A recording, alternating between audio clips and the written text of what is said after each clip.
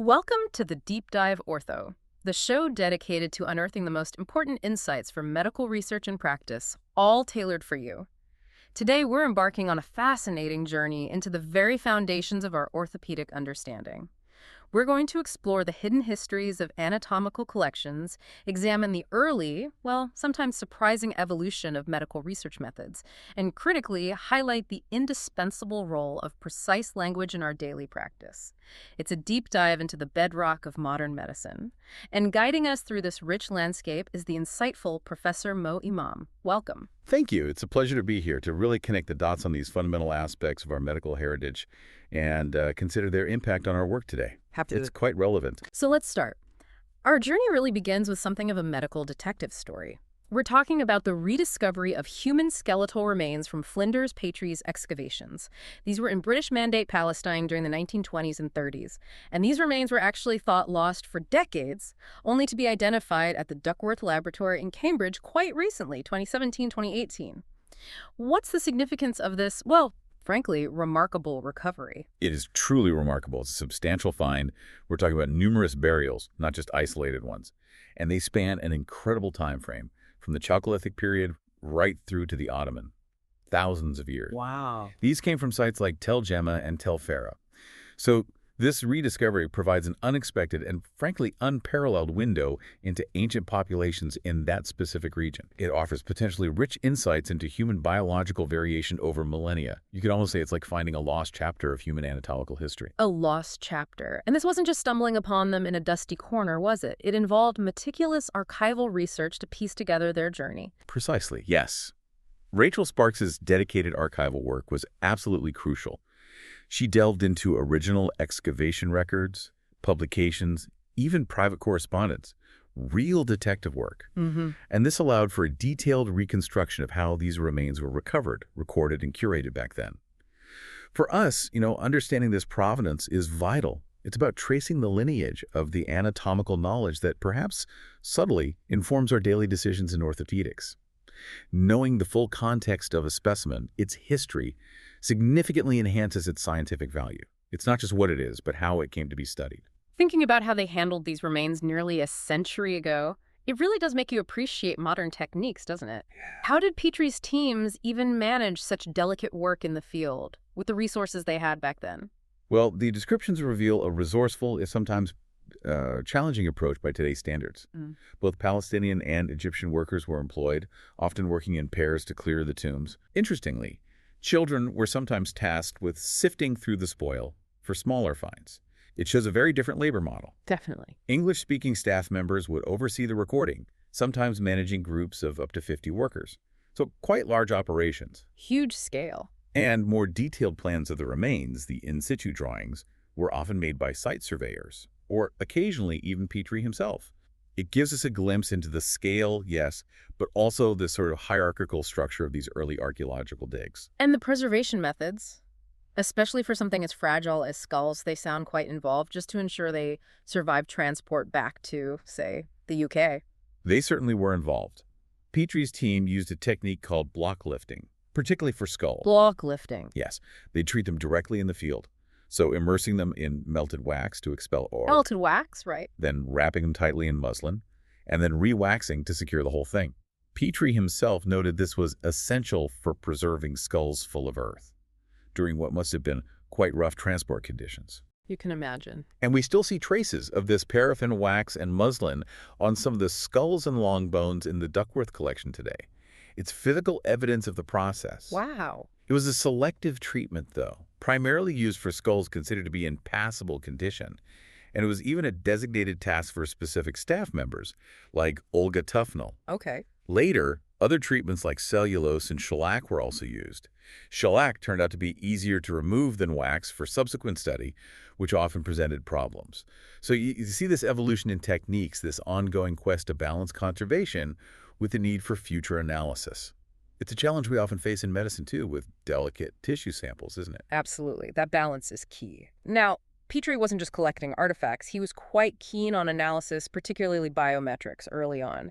How did this interest play out with these specific Palestinian finds? Yes. Petrie had a long-standing interest in biometric measurements. He wrote about the importance of measuring skeletal remains, especially skulls, right from early in his career. And measurements were indeed collected for some of the Palestinian remains. We know this from records related to the Tel El Ajul and Tel Farah excavations, for instance. But there sounds like a but coming. Well, the critical issue is that this data was rarely systematically published or integrated. Tomb cards, the primary records, often didn't even have space for this information. A summary table of skull measurements did appear, but only posthumously in the final Tel El Ajul report, and crucially, it lacked any accompanying discussion or analysis. So the raw data might have existed, partially at least, but wasn't really analyzed or shared widely at the time. Exactly. It suggests its integration into the broader scientific discourse was, well, incomplete. He also had a significant collaboration, didn't he, with Carl Pearson, a key figure in biometrics, though a controversial one now. How did that influence Petrie's work? Yes, he collaborated closely with Carl Pearson, who was a prominent statistician, but also, unfortunately, a leading proponent of eugenics. Right, that's an important context. In 1894, Petrie sent over 400 individual skeletal remains from his Nakada excavation in Egypt to Pearson. The results, focusing on craniometry, were published in 1902 in Biometrica. And this work really cemented the importance of skulls in biometric work at the time. Okay. Crucially, it included detailed descriptions of the Frankfurt Protocol for measurements. That was essentially a universal guideline for how anatomical measurement should be taken to ensure consistency across different studies. But let's set a standard. It did set an important standard for the field, methodologically. But as we must acknowledge, it operated within a deeply problematic intellectual framework that sought to classify and, frankly, hierarchize human populations based on perceived biological differences. We have to see both sides of that coin. Absolutely. Which raises an important question then. Why did this particular Palestinian material fall through the cracks for so long? Given Petrie's clear interest and these successful collaborations on other collections like the Egyptian ones. It's a good question. The lack of visibility wasn't due to a lack of appreciation for its potential value. It seems to have been more a confluence of, well, bad timing and logistical issues, as the researchers put it. Bad timing. Yes.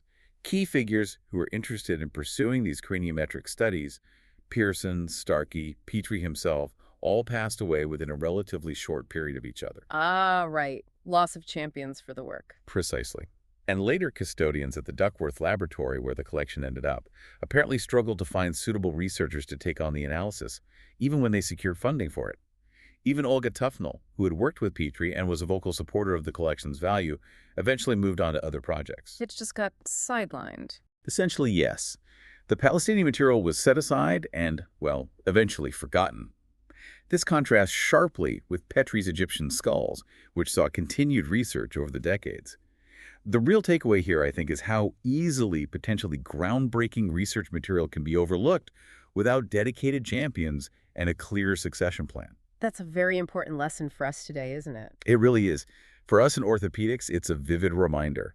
Our research, our clinical databases, our specimen collections, they all need active, long-term stewardship. Otherwise, even the most profound data can just vanish into history's archives, unused. A sobering thought. But despite this fragmented history, the collection is now being re-examined with modern techniques. What kind of insights are researchers actually gaining from these ancient remains today? Yes, thankfully. Modern researchers at the Duckworth Laboratory, which, it's worth noting, houses remains of approximately 18,000 individuals, it's a huge repository, are employing advanced osteological methods. So, for instance, sex estimation for the adult remains is done by assessing sexually dimorphic features of the skull, using established methods like Ascati and Nemaskary. Features like the mastoid process and the supraorbital ridge are generally reported as the most accurate indicators.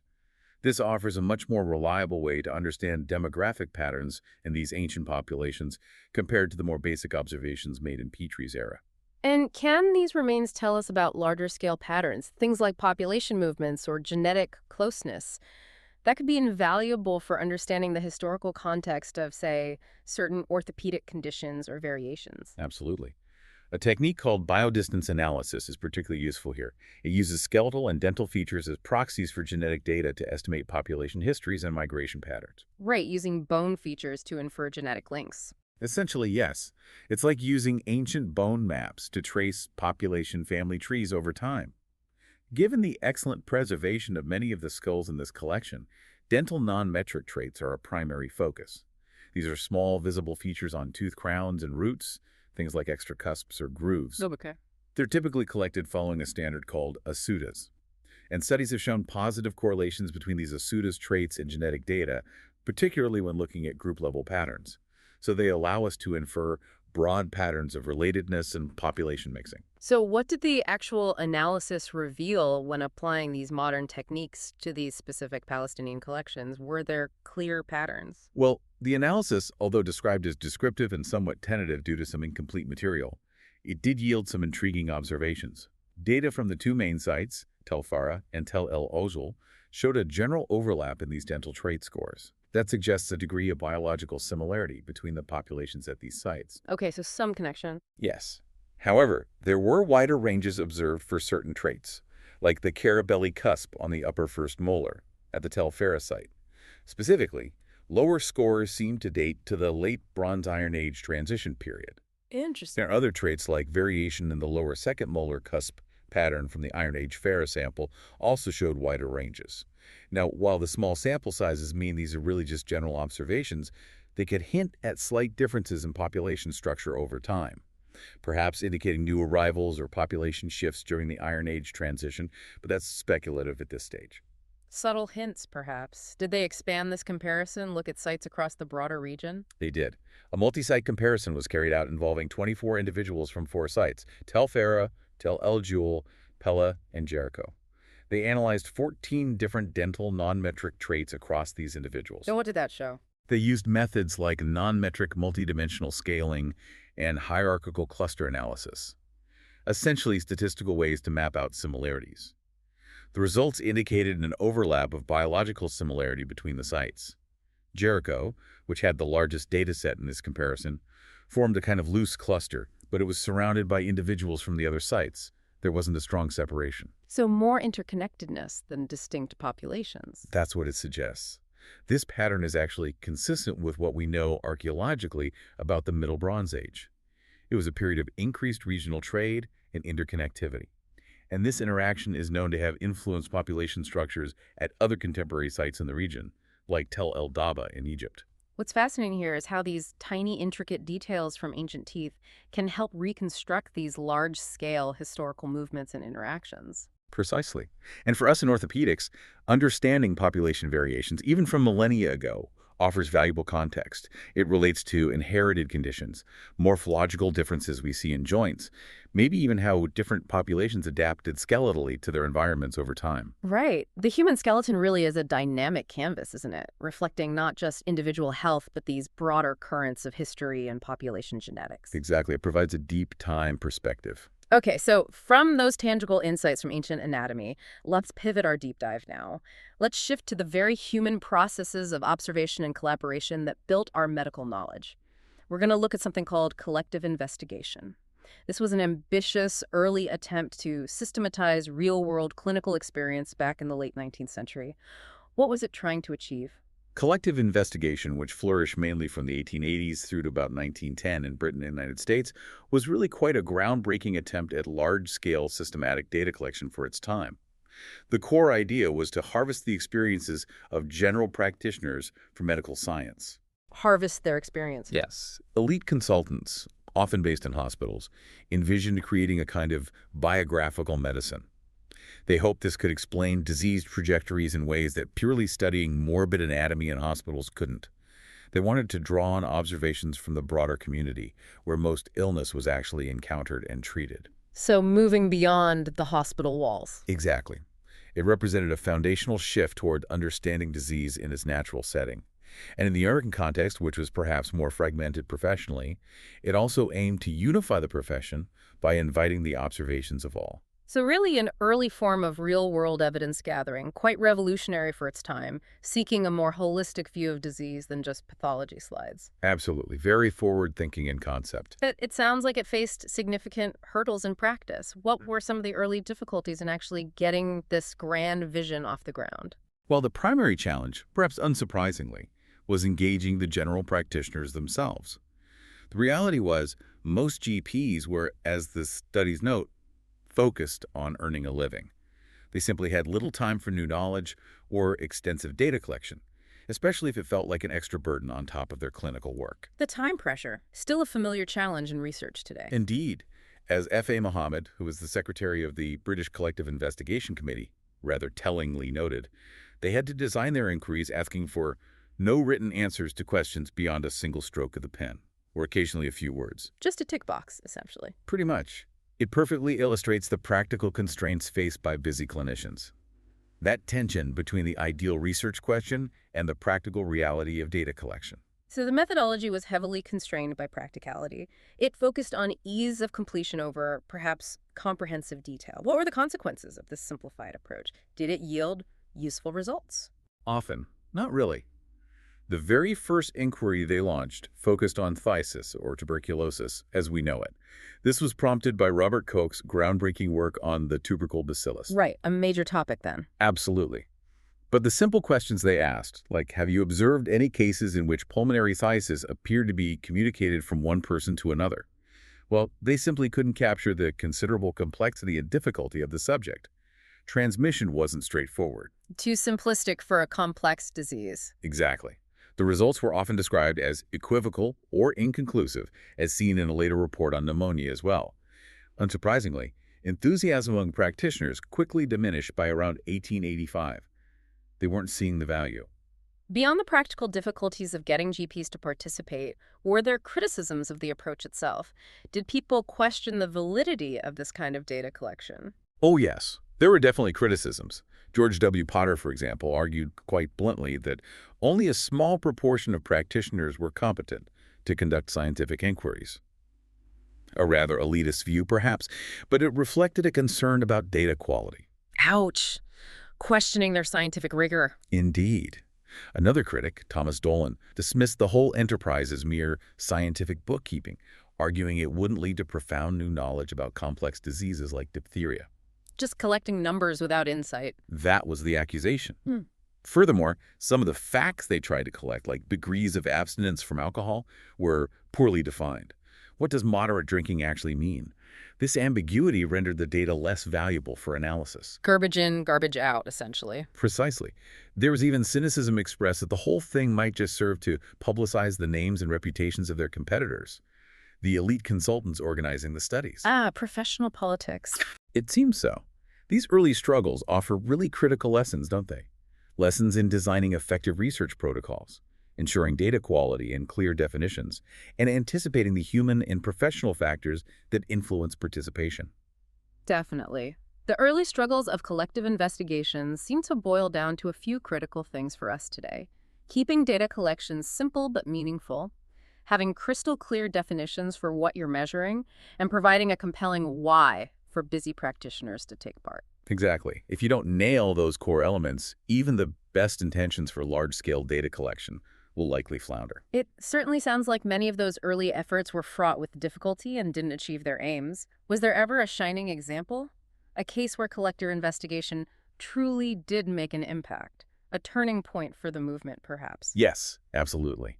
And that's where it gets really interesting, actually. The most successful and arguably most impactful collective investigation was undoubtedly the one conducted by the American Pediatric Society, the APS. This was their inquiry into the effectiveness of diphtheria antitoxin, which was introduced around 1894-95.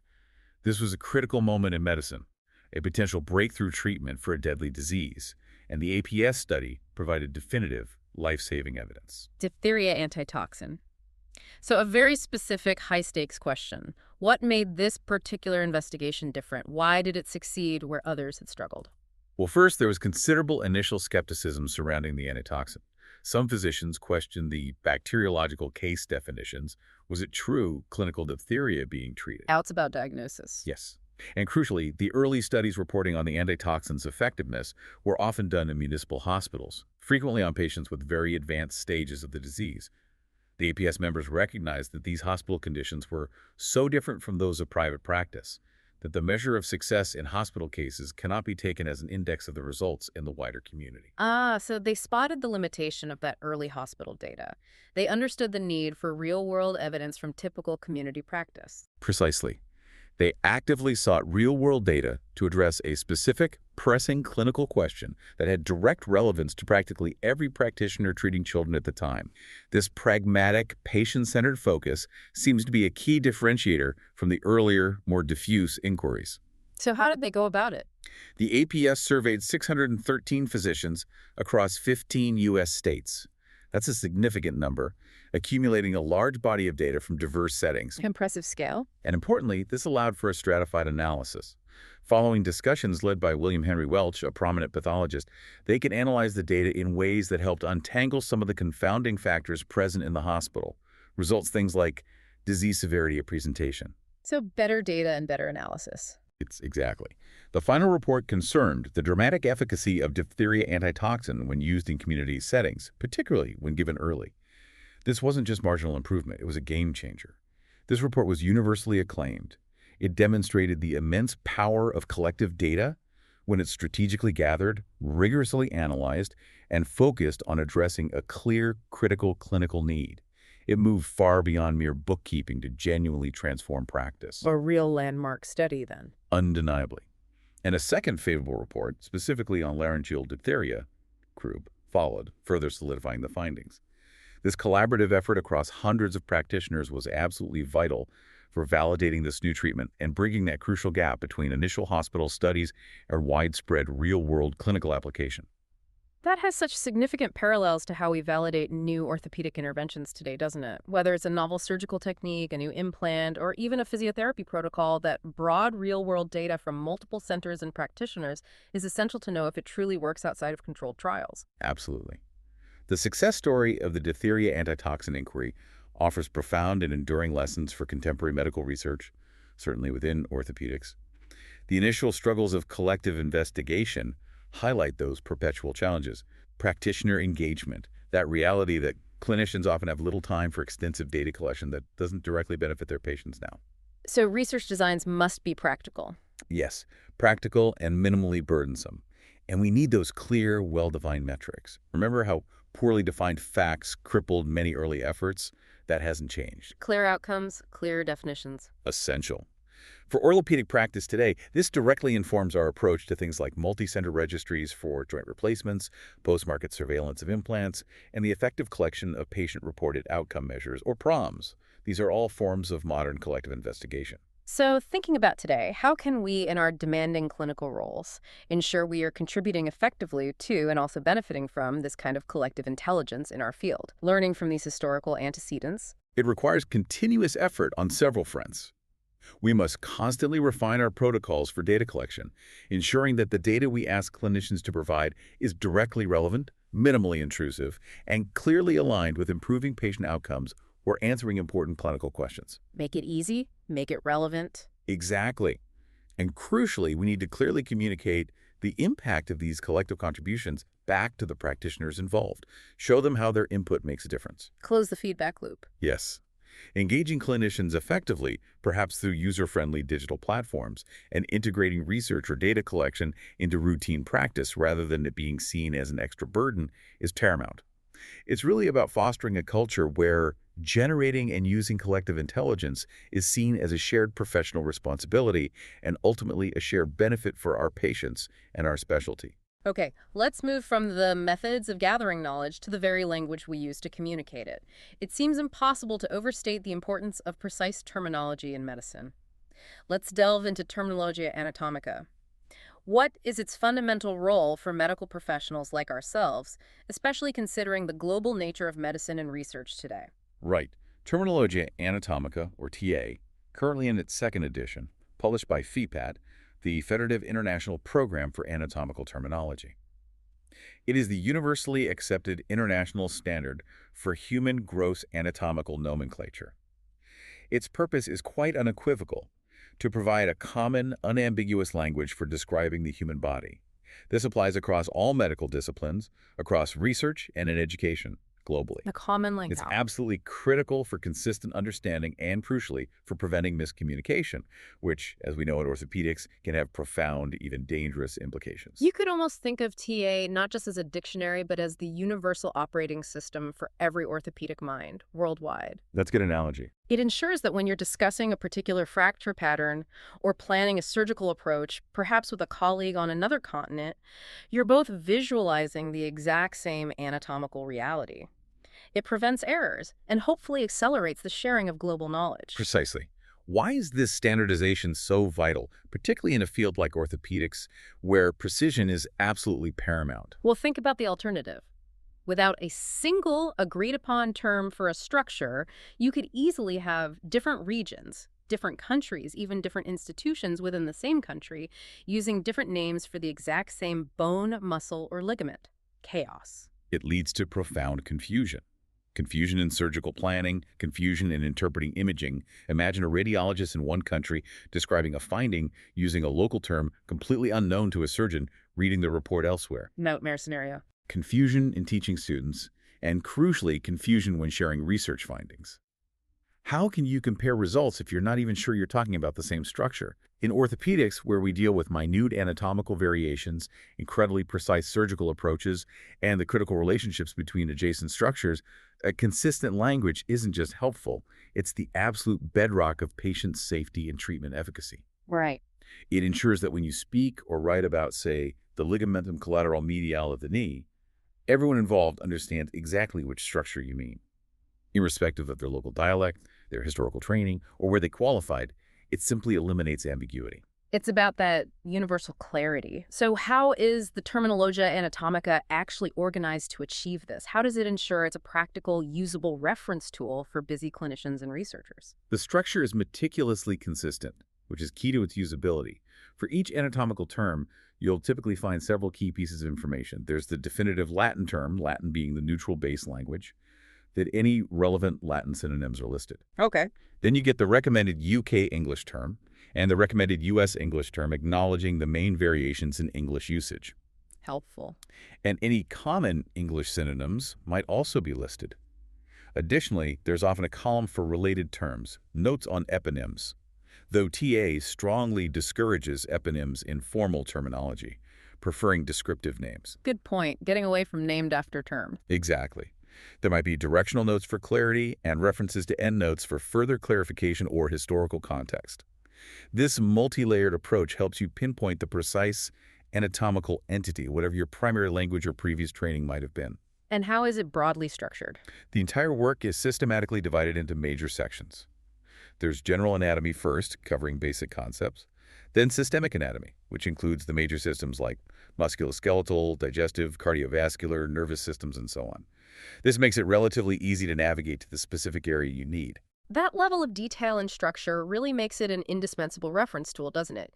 Particularly for anyone in medical training or even established clinicians needing to clarify ambiguities perhaps encountered in older literature or due to regional variations in terminology. Absolutely essential. So for our orthopedic audience specifically, which sections of TA hold the most direct, day-to-day, crucial relevance for their practice?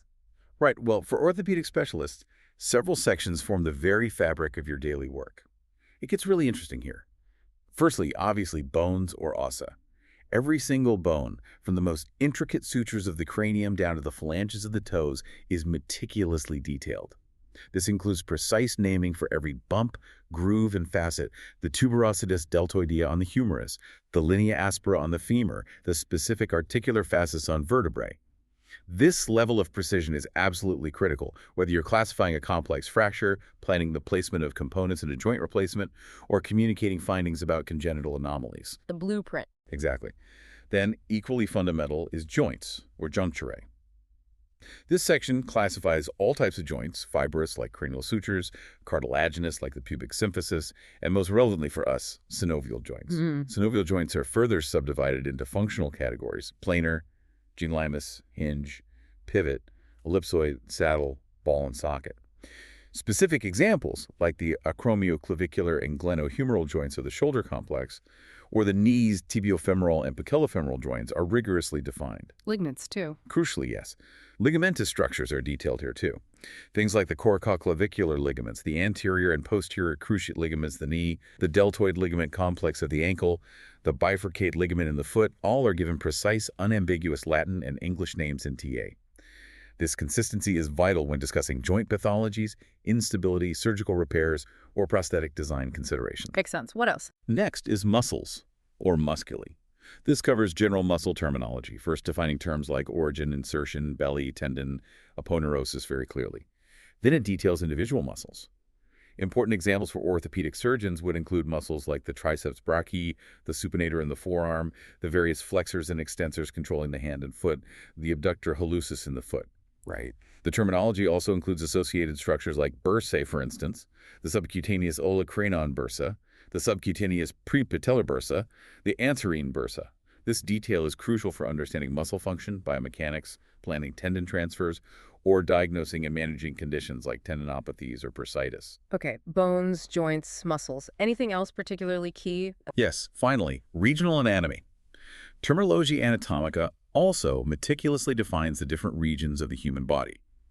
From the head and neck regions, like the lateral cervical region, also known as the posterior triangle of the neck, down through the trunk, pectoral region, axillary fossa, and into the upper and lower limbs. It defines areas like the deltoid region, the brachial region, the cubital fossa, and the various regions of the hand and foot, like the thenar and hypothenar eminences, the plantar regions. So defining the neighborhood as well as the specific structures. Precisely. These regional terms provide a consistent framework for describing the location of injuries, planning surgical fields, documenting areas of pain or swelling, allowing for clear and unambiguous communication in clinical notes, referrals, and during consultations.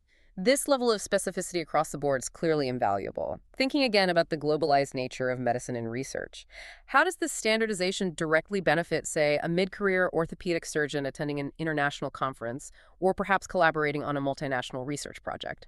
In that context, it becomes absolutely indispensable. Imagine trying to present a novel surgical technique for stabilizing the ligamentum lateral of the ankle to a diverse international audience.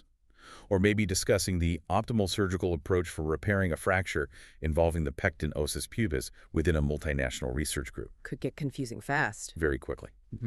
Without terminology anatomica as the common reference point, variations in local terminology, perhaps people still clinging to archaic eponyms like the Lisfranc joint, instead of juncture tarsometatarsales or using regional colloquialisms, could lead to significant confusion.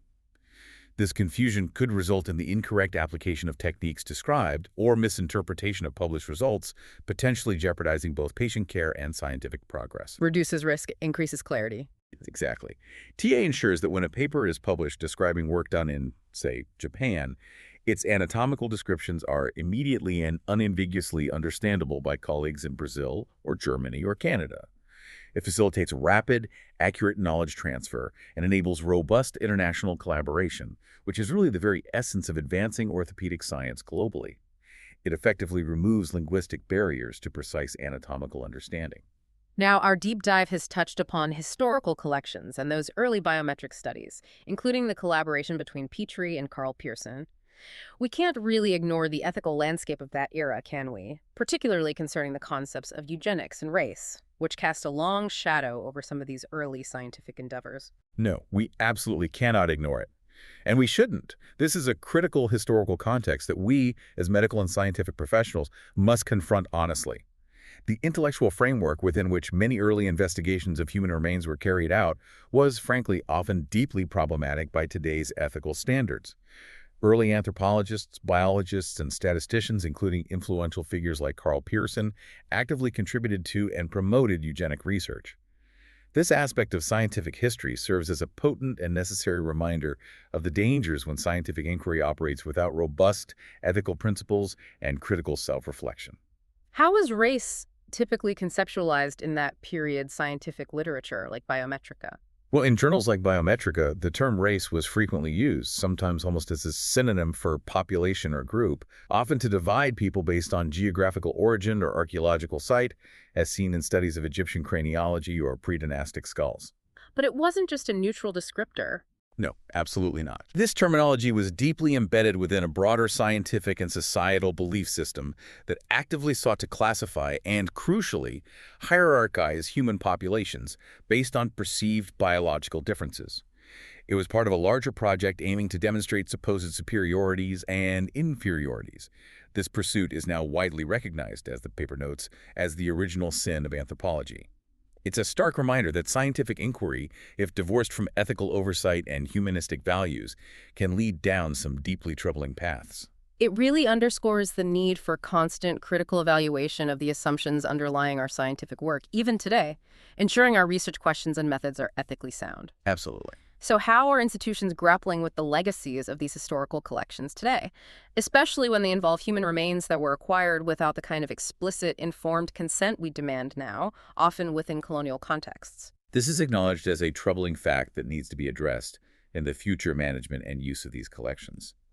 There's a growing and widespread acknowledgement of the colonial history underpinning much of archaeology and museum collecting. Right. And institutions are actively working, albeit sometimes slowly, to dismantle these structural legacies. For example, University College London, UCL, commissioned a formal inquiry into its own historical role in the eugenics movement. This led to concrete actions like the renaming of buildings that had been named after key eugenics figures like the former Pearson Building. Tangible changes. Yes. And there's also an ongoing debate, mentioned in the context of Petrie, about potentially renaming the Petrie Museum of Egyptian Archaeology to perhaps foster greater inclusivity and acknowledge the problematic aspects of his legacy alongside his contributions. These represent attempts at deep institutional reflection and change. What about the modern guidelines for actually handling such collections today? How have ethical standards evolved since Petrie's time regarding the treatment of human remains in research? Modern standards of ethical conduct are paramount and significantly more stringent. They are non-negotiable. The very research on the Petrie collection we've been discussing explicitly states it was conducted according to the current ethical guidelines provided by bodies like the British Association of Biological Anthropology and Osteoarchaeology, BABAO, and the Advisory Panel on the Archaeology of Burials in England, APAB. And what do those guidelines mandate? Both explicitly mandate treating human remains with the respect and care they inherently deserve. This encompasses principles like non-maleficence, doing no harm, ensuring transparency in research aims and methods, maintaining accountability, and often consultation with descendant communities where possible. These principles were largely absent, or at least not foregrounded, in the early 20th century. Are there specific examples of institutions actively working not just on guidelines, but on repatriation or developing new models for ethically managing these remains, perhaps involving descendant communities more directly? Yes, definitely. The Smithsonian Institution in the U.S., which curates one of the largest human remains collections globally, adopted a new institution-wide policy called Shared Stewardship and Ethical Returns in April 2022. Shared stewardship. Exactly. This policy actively facilitates the potential return of collections not covered by existing laws like the GPRA, based on the individual circumstances of acquisition and broader ethical considerations, often involving dialogue with claimant groups. Okay. Similarly, the Duckworth Laboratory itself, where Petrie's Palestinian collection is now housed, is described as actively doing its part to raise the ethical standards around curating and handling of human remains. These represent vital steps towards attempting to rectify historical injustices and fostering a more responsible, collaborative, and respectful model of custodianship for the future. It's an ongoing process. This raises an important point for us in orthopedics. We often work with anatomical specimens for teaching, for surgical skills training, for research. What can we learn from this about ensuring ethical sourcing, ongoing respect, and responsible stewardship for all human remains that come into our care in clinical or academic settings? It's a very pertinent question. We must consistently review and reinforce our own ethical guidelines regarding anatomical donations and the use of cadaveric material. This means ensuring that consent is fully informed, voluntary, and explicitly covers the intended uses. The dignity of the donors must be upheld at every single stage, from acquisition through usage to final disposition. Transparency in how specimens are acquired and used, rigorous oversight by ethical review boards, and continuous education for staff and trainees on the history and ethics surrounding human remains in science are all crucial. Maintaining trust. Exactly. This ensures our practice remains respectful, aligns with contemporary societal values and legal frameworks, builds public trust, and maintains the highest professional standards expected of us. So, despite these complex and sometimes deeply troubling ethical histories, do these historical collections still hold genuine value for modern medical science, particularly for fields like orthopedics? Or should they simply be locked away or repatriated en masse? It's a complex debate with varying viewpoints, but the perspective offered here is that yes, absolutely they can still hold value. Even fragmentary evidence from these collections can provide useful information. This information isn't just about understanding past cultures, groups, and individuals, which is valuable in itself, but also, critically, it informs us about the early history of our own disciplines. We learn about the intellectual frameworks, the methods, the biases that shaped them. Understanding our own history. Precisely. Understanding the historical biases in sampling strategies or analytical methods allows us to interpret and use the material more objectively today, acknowledging those limitations. When managed ethically, with full transparency about their provenance, and studied using modern, non-destructive methods where possible, these collections remain an important body of data, and arguably, much of it is long overdue for re-examination and analysis, with current scientific techniques and perspectives. And what's fascinating here, perhaps, is that they offer a unique, irreplaceable archive of human biological variation spanning millennia, information we can't get anywhere else. Exactly. And this deep time perspective can inform our understanding of things relevant to modern orthopedics, the natural history of degenerative joint disease, patterns of anatomical diversity in populations, perhaps even evolutionary changes in skeletal robusticity or morphology that might impact how we approach treatments today. Indeed. Their enduring value, when ethically managed, lies in their ability to provide that deep time perspective on human health, skeletal morphology, and adaptation. This informs our understanding of population genetics, developmental biology, and the fundamental anatomical and biological knowledge that underpins all of modern orthopedic practice. They are a window into our biological past. What an incredible deep dive we've had today. Really tracing the evolution of our medical knowledge from quite literally ancient bones right through to the very words we use in clinic and theater today. We've explored the fascinating, sometimes hidden history of anatomical collections, the early struggles and occasional triumphs of collective medical investigations, and underscored the absolutely indispensable role of precise, standardized anatomical terminology in our daily practice. It truly highlights the interconnectedness of these threads, doesn't it? Yeah. Historical context, the rigor of our scientific methods, the clarity of our language, and underpinning it all, an unwavering ethical responsibility in how we generate and apply medical understanding. From preserving physical remains to preserving conceptual clarity. Exactly. They are all pillars supporting robust and ethical medical practice. It certainly seems so. And for you, our dedicated listeners, we hope this journey into the foundations of our field has offered some valuable insights, perhaps sparking some reflections on your own practice. If you found this deep dive valuable, please do consider rating and sharing the share. It genuinely helps more professionals discover these crucial conversations and insights. Finally, as we reflect on this rich and sometimes complex history, perhaps consider the profound responsibility we hold. As custodians of medical knowledge, we need to constantly scrutinize its origins, refine its application in light of new evidence and ethical understanding, and ensure its ethical progression for future generations. It makes you wonder, what new collective investigations, perhaps powered by AI or global networks, might you initiate or contribute to? Or thinking about language, what current anatomical terms or eponyms might eventually become obsolete in the next century of orthopedic advancement?